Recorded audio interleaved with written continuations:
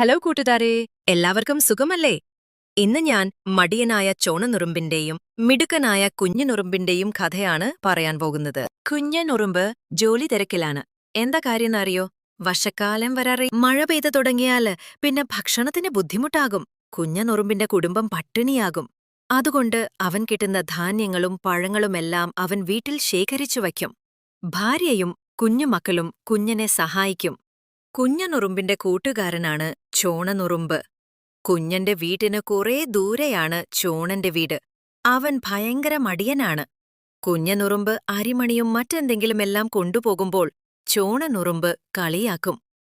എടാ കുഞ്ഞാ, നിനക്കെപ്പോഴും ഇത് തന്നെയാണോ പണി? നീ കുറച്ചു നേരമെങ്കിലും വിശ്രമിക്കുക, അല്ലെങ്കിൽ ജോലി ചെയ്ത് നീ ചത്തുപോകും. അപ്പോൾ കുഞ്ഞനുറുമ്പ് പറയും, മഴ പെയ്തു തുടങ്ങിയാൽ പിന്നെ വിശ്രമമാണ് എനിക്ക്. അതുകൊണ്ട് ഞാനിപ്പോ ജോലി ചെയ്യട്ടെ, പിന്നെ വിശ്രമിക്കാം. ചോണ, നീ എന്റെ കൂടെ പോരെ. അപ്പുറത്തെ വീടിന്റെ മുറ്റത്ത് നിറയെ അരമണികൾ വീണ് കിടപ്പുണ്ട്. നമുക്ക് പോയി അതെല്ലാം കൊണ്ടുവരാം. കുഞ്ഞനുറുമ്പ് ചോണനുറുമ്പിനോട് പറഞ്ഞു. അപ്പോൾ ചോണനുറുമ്പ് പറഞ്ഞു, അയ്യോ, ഞാനില്ല ഇത്രയും ദൂരം പോയി അരിമണി കൊണ്ടുവരാൻ. ഞാൻ കുറച്ചു നേരം കിടന്നുറങ്ങാൻ പോവാ എന്നും പറഞ്ഞു ചോണൻ കിടന്നു. കുഞ്ഞന്റെ ജോലി തുടർന്നു. അങ്ങനെ കുറച്ചു ദിവസം കഴിഞ്ഞപ്പോൾ മഴ തുടങ്ങി. തോരാത്ത മഴ. കുഞ്ഞനും കുടുംബവും ഒരു മരത്തിന്റെ ചെറിയ പൊത്തിലാണ് താമസിച്ചിരുന്നത്. മഴ ശക്തിയായി തുടങ്ങിയപ്പോൾ കുഞ്ഞൻ വീട്ടിനുള്ളിൽ വിശ്രമത്തിലായി. അവക്ക് കഴിക്കാൻ ഇഷ്ടം പോലെ ധാന്യങ്ങളുണ്ടായിരുന്നു. അതുകൊണ്ട് അവർ അതിനുള്ളിൽ സന്തോഷത്തോടെ കഴിഞ്ഞു. കുറേ ദിവസങ്ങളായി മഴ തോരാതെ പെയ്യുന്നതുകൊണ്ട് ചോണനുറുമ്പിന്റെ വീട്ടിലെ ആർക്കും പുറത്തുപോയി ഭക്ഷണത്തിനുള്ള സാധനങ്ങൾ കണ്ടെത്തി കൊണ്ടുവരാൻ കഴിഞ്ഞിരുന്നില്ല. അതുകൊണ്ട് ചോണനുറുമ്പിന്റെ വീട്ടിൽ പട്ടിണിയായി. ചോണനുറുമ്പിന്റെ കുട്ടികൾ കിടന്ന് കരയുകയാണ് വിശന്നിട്ട്. അപ്പോഴാണ് അന്ന് കുഞ്ഞനുറുമ്പ് പറഞ്ഞ കാര്യങ്ങളെല്ലാം സത്യമാണെന്ന് ചോണനുറുമ്പിന് മനസ്സിലായത്. തന്റെ മടി കാരണമാണ് ഇങ്ങനെ സംഭവിച്ചതെന്ന് ചോണനുറുമ്പിന് മനസ്സിലായി. മക്കൾ വിശന്നു കരയുകയാണ്. എങ്ങനെയെങ്കിലും ഭക്ഷണം കണ്ടെത്തി കൊണ്ടുവരണം. ചോണൻ വീടിനു പുറത്തിറങ്ങി. മഴ പെയ്യുകയാണ്. മുറ്റം മുഴുവനും വെള്ളം നിറഞ്ഞു കിടക്കാണ്. അയ്യോ, ഇനി എങ്ങനെ ഞാൻ ആഹാരം അന്വേഷിച്ചു പോകും? ചോണന് ആകെ പരിഭ്രമമായി. എങ്ങനെയായാലും മക്കൾക്കിന്ന് ഭക്ഷണം കൊണ്ടുകൊടുക്കണം. ചോണൻ പിന്നെ ഒന്നും ആലോചിച്ചില്ല. അവൻ വെള്ളത്തിലൂടെ ഒരുവിധം നടന്നുപോയി. അവൻ കുറേ അലഞ്ഞു, ഭക്ഷണത്തിനായി ഒന്നും കിട്ടിയില്ല. എന്റെ മടി കാരണമാണ് ഇങ്ങനെയൊക്കെ സംഭവിച്ചത്. അവൻ ഓർത്തുവെന്നും ഭക്ഷണം തേടി നടന്നുപോ കുഞ്ഞന്റെ വീടിനടുത്തെത്തി. ചോണൻ കുഞ്ഞന്റെ വീട്ടിലെത്തി കുഞ്ഞനെ വിളിച്ചു. കുഞ്ഞാ! ചോണന്റെ വിളി കേട്ടതും കുഞ്ഞൻ അകത്തു നിന്നും വന്നു. എടാ ചോണ, നീ എന്താ ഈ മഴയത്തിവിടെ? അകത്തേക്ക് കേറി വാ. കുഞ്ഞൻ ചോണനോട് പറഞ്ഞു.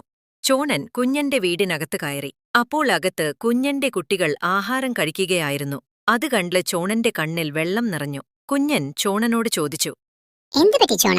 നീ എന്തിനാ വിഷമിക്കുന്നത്? നീ എന്താ ഈ മഴയത്തിവിടെ? അകത്തേക്ക് കേറി വാ. എന്നോട് ക്ഷമിക്കൂ കുഞ്ഞാ. നീ ആഹാരം ശേഖരിക്കുന്നത് കണ്ട് ഞാൻ നിന്നെ കളിയാക്കി. നീ എന്നോട് കൂടെ വരാൻ പറഞ്ഞപ്പോൾ ഞാൻ വന്നില്ല. നീ പറഞ്ഞത് അനുസരിക്കാതിരുന്ന കാരണം ഇപ്പോൾ എന്റെ കുടുംബം പട്ടിണിയിലാണ്. എന്റെ മക്കൾ വിശന്ന് കരയാണ്.